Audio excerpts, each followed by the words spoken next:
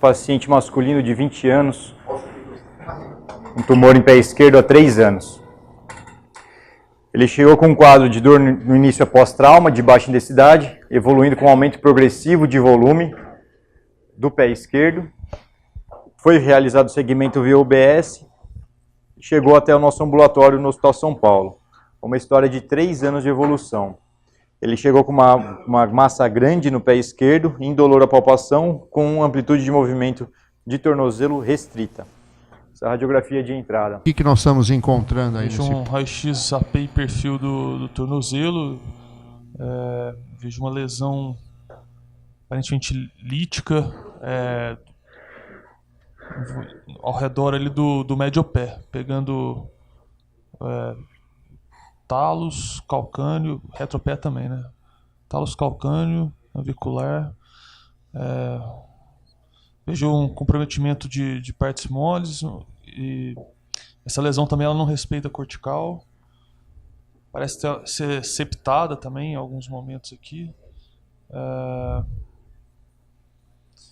Não estou conseguindo identificar uma reação periosteal importante. Tá. Vamos lá, grupos, o que isso poderia ser? Vamos ver. Dos diagnósticos possíveis e qualquer lesão lítica, né? E entra cisto simples, assim, menos provável. Né? Cisto simples. Menos provável porque é benigno, mas aí tem sinais de agressividade, então eu pensaria mais provável um TGC. Um tumor de células gigantes. Um cisto simples, não, mas um cisto aneurismático não caberia? Sim, caberia, sim. Caberia. Não sei de qual osso, se é do calcâneo, se é do talo. Acho que é mais do talo, né? Porque, bom, pode ser também da primeira fileira, ou ver que tá ali, tá... Não parece respeitar navicular, navicular, parece... deixa eu ver, o cuboide tá bom, mas o navicular eu não consigo ver novamente. Bom, agora, você não pensa em uma micose no pé? Então, mas... Um processo infeccioso? Com esse grau de agressividade, chefe, você acha que não? Acho meio difícil.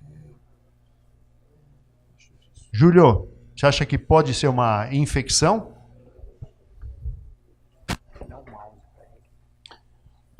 Eu acho que pela extensão e esse aspecto insuflativo do osso, eu pensaria menos numa infecção. Mas a gente sabe que a infecção tuberculosa pode ter um comprometimento ósseo, pode ter uma evolução mais arrastada. E às vezes o que costuma fazer são coleções grandes que a gente vê e com algumas calcificações distróficas dentro dessa coleção. Mas aqui eu estou achando que está muito insuflativo para ser um processo numa micose, infeccioso. Por exemplo, sim. Você nessas micoses que tem no pé, que no passado sim. Mais, mas no interior do Brasil ainda existe, teria alguma coisa, dificilmente você teria uma lesão tão lítica, né? Você exatamente. Teria tecido, né? Exatamente. De neoformação, de reacional, né? Então, exatamente. Mas no pé sempre tem que pensar em processos infecciosos. Então você ficou entre tumor de células gigantes e cisto aneurismático. Agora, não podia ser um tumor de Ewing, não podia ser um osteosarcoma, vamos chamar assim, um telangiectásico?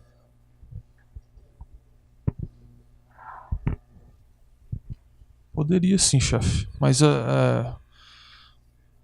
o sarcoma ele é mais formador de osso, né? Com exceção do telangiectásico, né? E o Ewing também é mais formador de osso. O Ewing. Nós já vimos Ewing muito destrutivos, que ele cresce rapidamente e às vezes você não vê nenhuma trabécula óssea. Ele destrói todas e não produz nenhuma. E não há tempo de um processo reacional.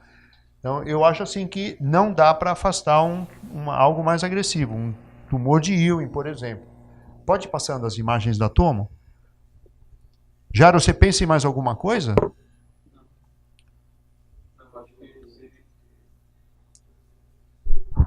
Não, eu acho que seria por aí mesmo. Um tumor de células gigantes, um cistose aneurismático, um osteosarcoma mesmo, um telangiectásico. Um Ewing eu acho um pouco mais difícil. Eu ficaria até com o telangiectásico. Eu acho que o objetivo é descartar a lesão maligna. Tá. Você manda esse paciente para tomografia, assim, torcendo para acontecer o quê? Fazer o diagnóstico. Mas o que você quer ver aí para, tipo o quê? Nível líquido. Nível líquido. Então vamos ver se tem nível líquido aí. Se for um TGC, tem nível líquido? Pode ter sim. Um TGC desse tamanho provavelmente tem, porque ele vai ter áreas de necrose, ele tem componente de cisto aneurismático, então frequentemente ele tem. Mas aí o que você está vendo? Olha, você vê que tem um... Ele é septado, né? Isso é um atomo, né? E aí, o que você vê aí? Então, corte sagital, né? Parece ter uma heterogeneidade dentro da lesão. É uma lesão bem agressiva. É comum o cisto aneurismático fazer esse tipo de destruição? Não é comum. Ô Dan, você acha que o aneurismático tem essa capacidade de, por exemplo, de estar no navicular e comprometer o talo ou comprometer os ossos vizinhos? Eu já acho menos provável, né? A gente vê... É uma lesão altamente agressiva, pega mais de um osso. Aparentemente tem até na tíbia, né? Começa na tíbia, vai pro talos, vai pra frente, vai pegou navicular também. Malelo medial. Malelo medial. Então, eu acho uma lesão muito agressiva. Isso me parece mais um tumor maligno. Não... Eu acho assim que você pode pensar num cisto aneurismático, mas eu tô vendo uma pensaria lesão altamente agressiva. Até um linfoma ósseo poderia fazer isso. Uma lesão que não tem limite aí, né? Mas... O TGC também poderia, mas é difícil você ver tumores em 2 ossos, 3 ossos. No pé, na mão, é mais comum. No carpo, é comum. Mas preocupante essa lesão. Júlio, alguma mudou a tomografia? Ajudou? Acho que na tomografia a gente consegue identificar melhor aí que tem um componente aparentemente fluido, né, no interior dessa lesão. Parece ser uma lesão que tem septos. Aí a gente vê a alteração, né, de densidade desse conteúdo. E é uma lesão, apesar de não estar dando uma reação perosteal agressiva, ela é uma lesão bastante destrutiva que começa a infiltrar bastante, né, várias estruturas ósseas adjacentes. Mas assim, parece que o epicentro é no talos mesmo dessa lesão. E ela é uma lesão que tem um componente cístico muito grande, como vocês falaram. E aí vai entrar o diagnóstico diferencial de lesões císticas agressivas ósseas. Pode ser um cisto ósseo aneurismático bem agressivo? Pode, com componente sólido, talvez, que às vezes pode ter aquela variante. Mas aí eu ficaria bastante preocupado disso talvez ser um telangiectásico. E a ressonância aí vai ajudar bastante, porque no pós-contraste a gente vai ter que procurar áreas sólidas no interior dessa lesão cística e tentar direcionar a biópsia para essa região para a gente tentar fechar o diagnóstico. Isso é uma biópsia bem difícil. Você, com essa tomografia, acho que praticamente afasta infecção, né? Porque você não tem edema aqui, né? O que a gente costuma ver quando tem infecção, né, na ressonância é que os planos gordurosos adjacentes à lesão eles ficam todos infiltrados. E aí a gente não consegue ver uma infiltração significativa. Exatamente. Então a gente pensa menos aí num processo infeccioso. Henrique, você faria essa biópsia onde, hein? E seria percutânea ou uma biópsia aberta? Bem, professor, nesse caso eu procuraria ver a melhor via que eu... Pensando numa cirurgia posterior, vai depender do que a biópsia vai me falar. Uma das possibilidades é a gente fazer via para artroplastia de tornozelo, onde é uma via anterior. Você pode fazer percutâneo, só que durante a biópsia, se você verificar que você não conseguiu muito material, você faz uma pequena incisão e tenta colher um pouquinho mais de material. Muito bem. Você vai com uma agulha ou você acha que você não vai conseguir trazer material com uma agulha? Eu entraria primeiramente com uma agulha, mas eu acredito que tem muito nível líquido, então é difícil encontrar a loja que apresenta realmente uma massa para a gente mandar para biópsia, então você pode depois fazer uma pequena abertura e colher um pouco mais de material. Vai sangrar, hein? Vai sangrar bem. Melhor usar uma agulha. Aí você mandou 2 frascos para o Dr. Gregório e ele te dá como laudo assim: sangue. Nesse caso vai ter que rebiopsiar. Rebiopsiar? Você rebiopsia, Dan? Se você chegar e falar assim, sangue. Rebiopsia e rever onde você fez essa biópsia. Você pegou o lugar errado. Mas às vezes você vai lá, aspira, você pega, faz, aí você não consegue uma membrana que permita o diagnóstico. Então, um dos poucos tumores que a gente consegue com um resultado anatomopatológico negativo, sair para a cirurgia é o cisto aneurismático, porque às vezes você manda 2 litros de hematoma para ele, você praticamente esvazia o tumor e ele não encontra nenhuma célula gigante, nenhuma membrana com célula gigante. Então, nessa situação, a gente realmente, mesmo a biópsia negativa, você faz. Então, Aidan, essa ressonância aí te lembra o quê? Então, ela parece realmente um cisto aneurismático. Telangiectásico? Porém, então, teria que procurar alguma área sólida para ver se teria sugestividade de um telangiectásico. Ó, Aí eu aqui já peço ajuda começa pro radiologista. aqui já começa a chamar a atenção que tem algumas áreas que tem um conteúdo aqui na sequência líquido sensível que o sinal não é igual de líquido, né? É alguma coisa que tá aqui. Pode ser alguma fase de degradação do sangue, mas a gente vai ter que ver com cuidado essas áreas, por exemplo, que não estão tão com hipersinal na sequência líquido sensível. A gente vê o pós-contraste para ver se tem realce. Como é que tá duro de ver aqui qual que é o pós-contraste, né? Então põe aí, vê se tem um sagital pós pra gente ficar mais tranquilo. Mas tem área sólida dentro dessa lesão, né? E aí aqui é o local pra gente biopsiar. Aí que é o local para usar. Essa biópsia, quando é possível, eu faço junto com o patologista. Porque você dá uma cutucada ali, pede para o patologista olhar, porque quanto antes você parar de cutucar, porque você vai desfazendo vamos dizer assim, a estabilidade da lesão, você vai sangrando, você não consegue parar. Na hora que você furou, isso é um geyser, um chafariz daqueles alta pressão. Isso vamos lá. Você pode chocar o paciente numa biópsia, num caso como esse. Vale a pena garrotear? Não vai adiantar nada, né? Bom, e aí, então? Aquela ressonância mostra que poucas áreas sólidas vão ser. Será que não é uma área... todas as áreas foram assim e foram sendo totalmente destruídas pelo tumor, né?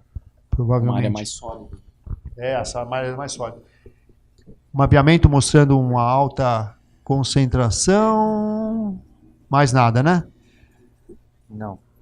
Ele comenta em L5 e supraorbitária, mas só que basicamente o pé esquerdo. O importante é o pulmão, né?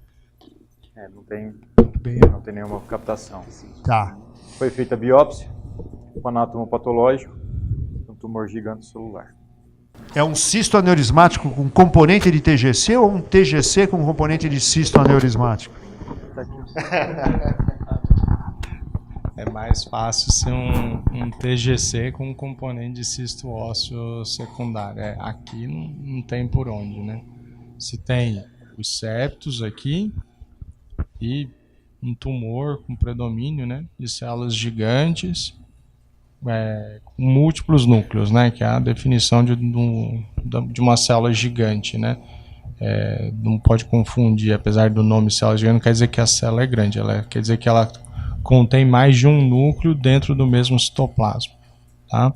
Então aqui eu tenho várias, né? Então aqui quando é assim é até mais fácil de dar o diagnóstico. E por que vasculariza? Por que ele se transforma em cisto aneurismático? E chama tanto sangue ali? Várias lesões ósseas podem ter componente de cisto ósseo aneurismático secundário, né? Ou associado.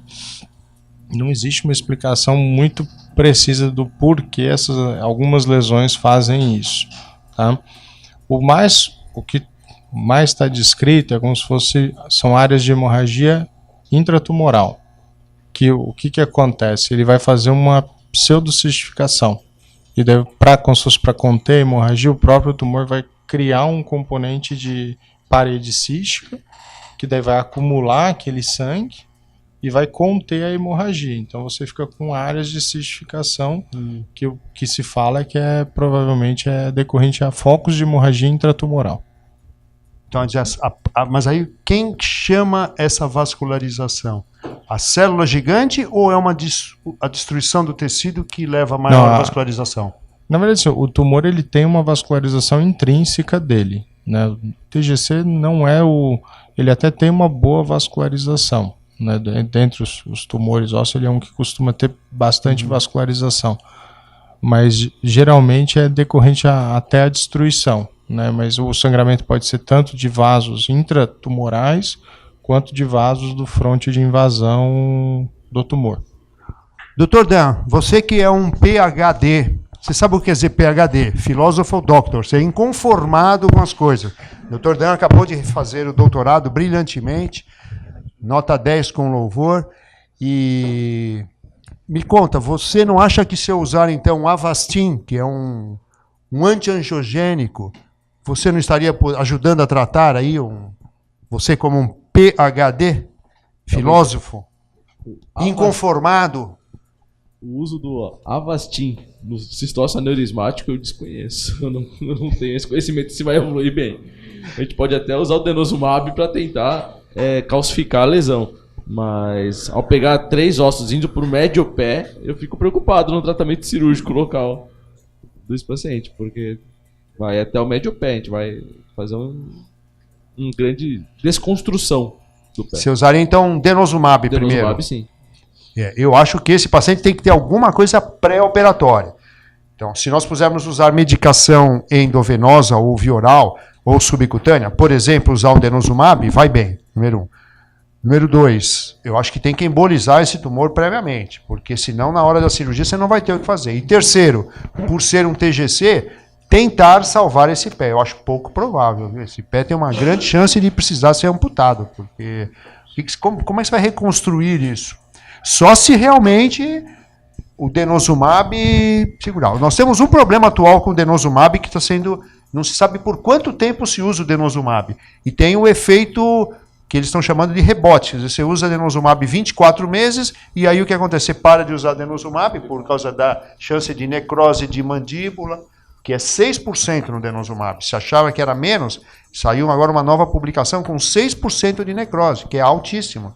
Estava 5% com Zometa, e aí o que acontece? Você tem um efeito rebote. Mas eu acho que usar pelo menos há uns 2, 3 meses, eu acho que eu faria conjunto. Embolização intratumoral, jogar gelfuan aí dentro, jogar cola de fibrina, fazer tudo. Assim, agressivamente usar vários métodos terapêuticos para tentar preservar essa 20 anos, fazer a amputação do pé, de repente... Agora, pergunta que não quer calar, como é que ficou tão grande assim? Né? Exatamente, essa é uma lesão que cresceu assim, em algum tempo, não foi de um dia para o outro. 3 anos de evolução. 3 anos? 3 anos de evolução até chegar no nosso ambulatório. Então, tá bom. Você vê que isso infelizmente ainda acontece. Não. Ó, tem mais. Olha aqui. Isso é uma célula gigante. Quantos núcleos tem essa célula, Gregório? Você tem que contar, tem que dar um... Não, essa aqui eu não vou contar. Ainda aqui de proximal para de superficial para profundo, as lâminas contando. Esse aqui é fora do comum. Né? Um desse tamanho aqui é só porque é tão exuberante. Geralmente você vai ver isso aqui. Tá, que vai ter em torno de uns 10 núcleos. Esse aqui que tem mais de 50 núcleos é exceção da regra. Então tá bom. Foi discutido esse caso com a equipe do pé e tornozelo e eles orientaram a amputação. Não há como reconstruir esse pé nesse momento Nesse atual. momento não. Uma neoadjuvância com várias... No último congresso americano de radiologia, eles mostraram tinha uma das apresentações que mostraram uma série de casos de TCG agressivos que foram tratados com denosumab. E a resposta radiográfica é impressionante. Parece muito as calcitoninas no cistócio. Você vê aquela evolução radiográfica e o que o senhor falou é verdade. Parou de tomar, começa a aparecer as áreas líticas de novo. Só que é o que... É um pré-operatório. Assim, eu acho que vai ser legal da gente ver e aprender e até, quem sabe, discutir num futuro aí, os pacientes pediátricos com cistócio aneurismático também, porque parece a resposta radiográfica impressionante. Provavelmente ele tem essa resposta porque ele inibe o RANKL, que é o principal mediador do osteoclasto, né? Eu acho que no futuro já tem um monte de pesquisa com outros inibidores de RANKL. Talvez tenha algum que vá ser definitivo, que você tome o remédio e cure a lesão. Com o denosumab a gente não vê cura, a gente vê que realmente ele controla e ajuda para operar, mas não tem cura. Parou de tomar, ele volta a crescer. Não. Nesse caso, como eu acho que ele tem 3 anos de evolução, etc, eu acho que dá para gastar 1 mês, 2 meses, não vai piorar a situação dele, tentando alguma forma de tratamento. Pessoal, são 8h30, muito obrigado a todos, até a próxima semana e nesse mesmo orto horário, nesse mesmo orto canal.